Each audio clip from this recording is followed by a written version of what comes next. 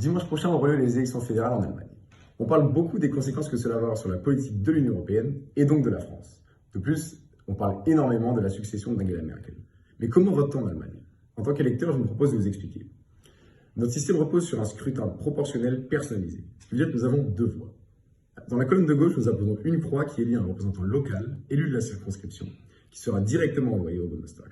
Ces mandats directs représentent la moitié des sièges du Parlement. La deuxième voix apposée à droite du bulletin de vote élit non pas une personne, mais un parti. Elle est donc autrement plus importante puisque c'est le résultat qui définira les rapports de force au Parlement via l'attribution des sièges au prorata des voix obtenues.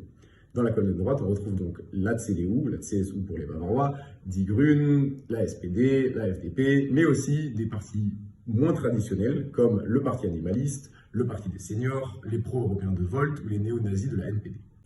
Deux choses sont à retenir pour les habitués du système français. Premièrement, il est possible de voter pour un député de sa circonscription qui ne correspond pas à nos préférences au niveau fédéral. En effet, le système est conçu de manière à préserver un équilibre entre un ancrage local d'un côté et une préférence partisane de l'autre. Deuxièmement, même si en théorie le système le permet, il est de facto quasiment impossible pour un parti seul d'obtenir la majorité absolue au Parlement fédéral. C'est la raison pour laquelle nos gouvernements sont systématiquement issus de coalitions gouvernementales qui varient en fonction du contexte politique issu des élections. C'est une illustration de plus de cette culture du compromis qui fait l'identité politique de notre pays. Et la semaine prochaine, nous analyserons pour vous les résultats des élections fédérales allemandes.